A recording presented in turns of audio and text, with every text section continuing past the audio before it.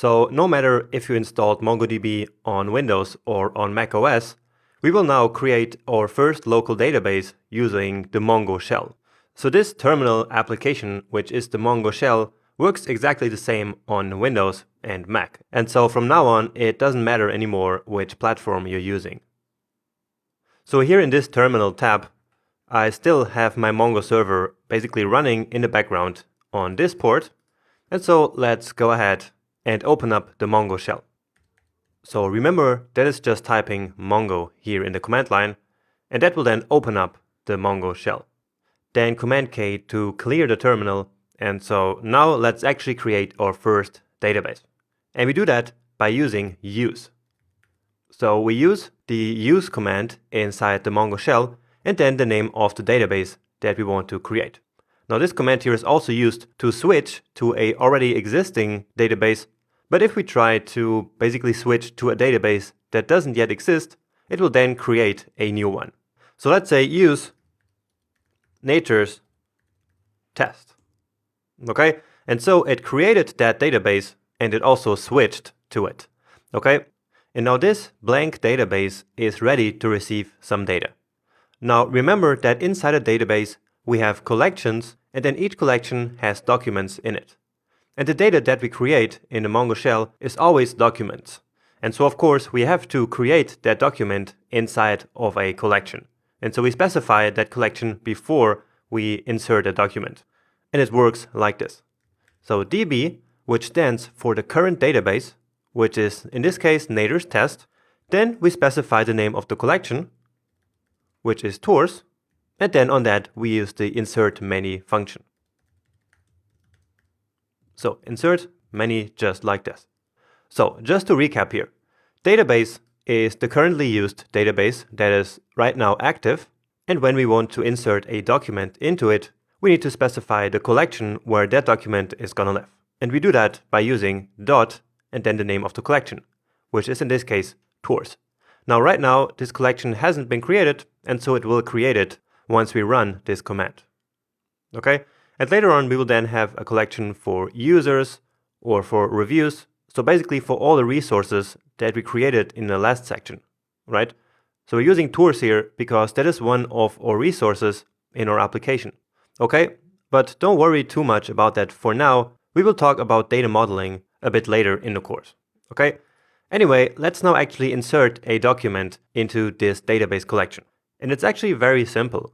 So remember that MongoDB uses BSON, which is quite similar to JSON. And so we can actually simply pass a JavaScript object into this insert many function, and it will then convert it into JSON and BSON. Okay? So a regular JavaScript object like this, and then just like before, let's define the name of the tour.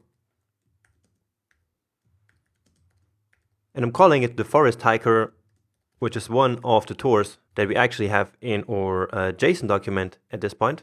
So the Forest Hiker, let's set a price to 297, and then also a rating, so like an average rating, which can be 4.7. Okay, so this here looks like just a regular JavaScript object. Now we could also use quotes on the property names, but that is actually optional. Okay. Now here on these, and here we probably need the double quotes.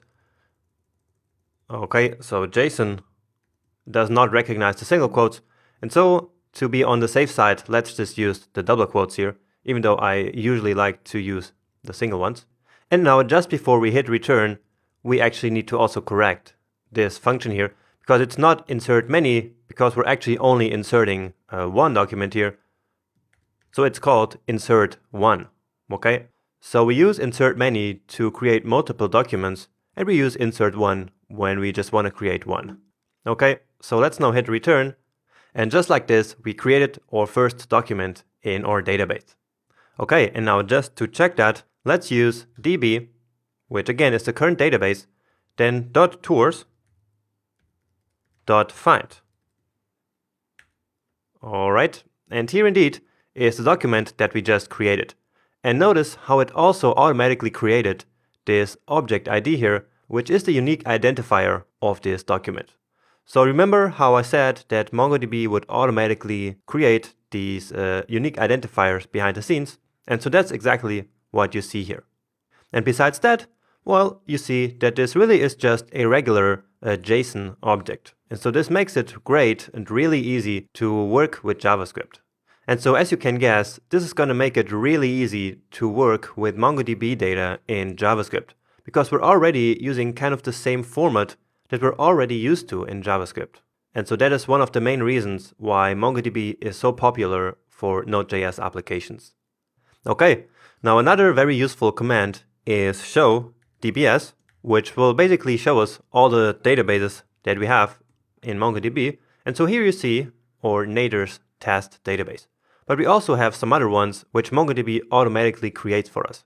And yours might not be the same as D3, but if not, don't worry. And just like before, we could use the use command to switch to one of these. So let's say we now wanted to use admin. And so now we switched to dbadmin. All right. So again, use is to switch to an existing database or to create a new one if the name that we passed into it does not yet exist. So we want to go back to Nature's test, because now I want to show you just another quick command here. So show collections. And so here you see the tours collection that we just created before. So remember how I said that back here when we created the document, we also created the tours collection, because every document always has to be inside of a collection. Okay, so these are the very basic commands in the Mongo shell, and over the next couple of lectures we will then create documents, query them, update them, and also delete them. So basically all the CRUD operations. For now, let me just show how we can actually quit the Mongo shell. So very easy, just type quit like this, and it will then exit it. Just to quickly show you that our database was actually persisted, let's simply run the shell again, then clear it quickly again, show DBS, and you see that Nader's is still here, and we can actually also use it.